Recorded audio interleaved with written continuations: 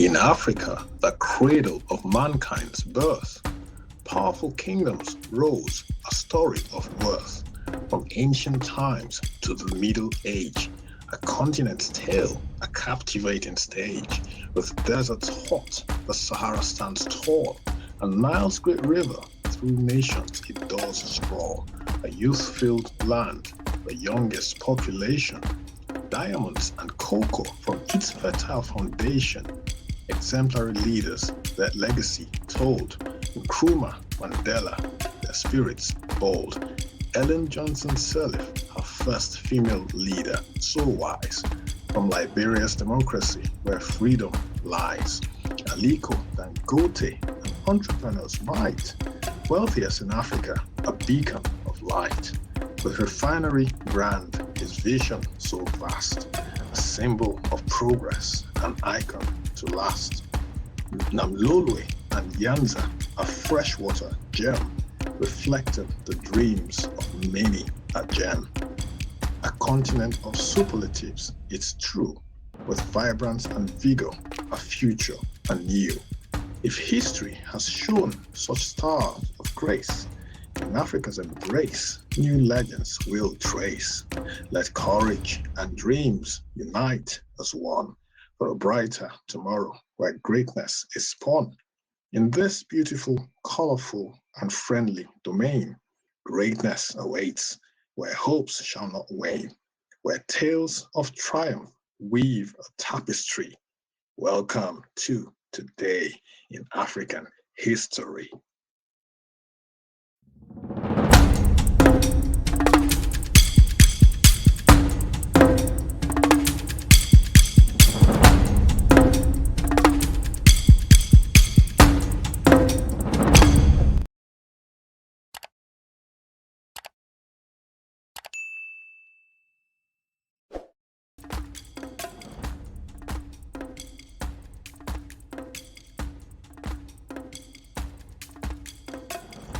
On August 10th, 1989, four-star General Colin Powell was nominated as chairman of the Joint Chiefs of Staff by President H.W. Bush.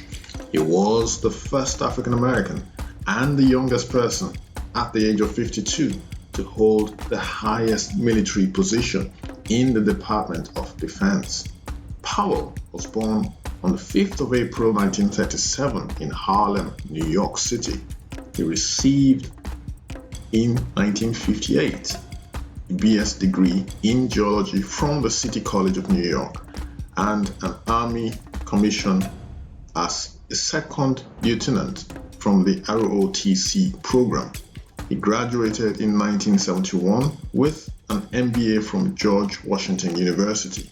After his second tour of Vietnam, Powell established an outstanding military career, which included service in Vietnam as a captain, where he was injured.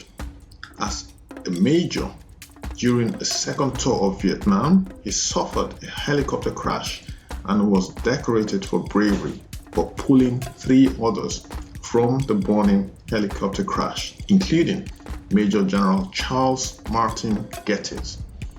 In the 1980s, he became senior military assistant to Secretary of Defense Caspar Weinberger. In 1987, he became Ronald Reagan's national security advisor. And in August of 1989, he was nominated as chairman of the Joint Chiefs of Staff by President H.W. Bush. So this is the day in 1989 when the 4-star General Colin Powell was nominated as chairman of the Joint Chiefs of Staff by President H.W. Bush. He was the first African American and the youngest person at the age of 52 to hold the highest military position in the Department of Defense. Also on this day, James Conway Farley, pictured here, the first African American to achieve prominence in the photography industry, was born. The year was 1854. He was born to slave parents in Prince Edward County, Virginia. After his father died, he and his mother moved to Richmond in 1861, in an era when the photography industry was just developing, pardon the pun, and those involved were predominantly white. Farley found extraordinary success. His exhibit at Richmond's Colored Industrial Fair in 1884 won first prize. A year later, in 1885, his work was displayed at the World Industry and Cotton Centennial Exposition in New Orleans, where he received a premium. Photographic journals across the United States praised his work. Little is known of Farley's death, although most observers believed he died in Virginia in 1910. Today, there are few remaining examples of Farley's work. The only known surviving photograph is at the Valentine Museum in Richmond. So, James Conway Farley, first African American to achieve prominence in the photography industry, born on this day in 1854.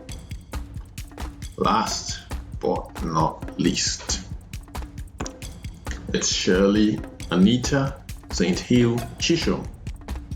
On this day in 1968, became the first African American woman elected to Congress.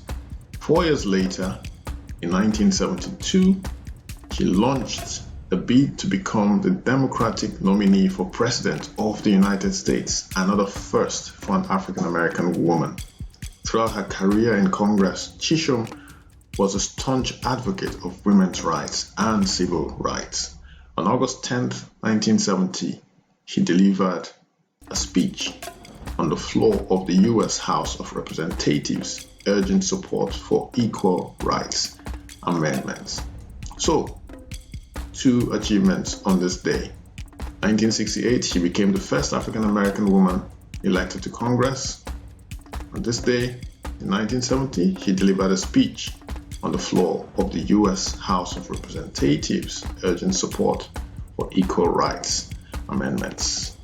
That's all, folks, for Today in African History. If you are here for the first time and you enjoy what we're doing here, you enjoyed this video, support our young fledgling channel by subscribing, sharing this video as well, liking the video, turning on your notification bell so that you receive updates of our video uploads. If you are a returning visitor and you do like this video and you haven't subscribed yet, support our young growing channel by subscribing to the channel. See you tomorrow. Take care of yourselves. Bye for now.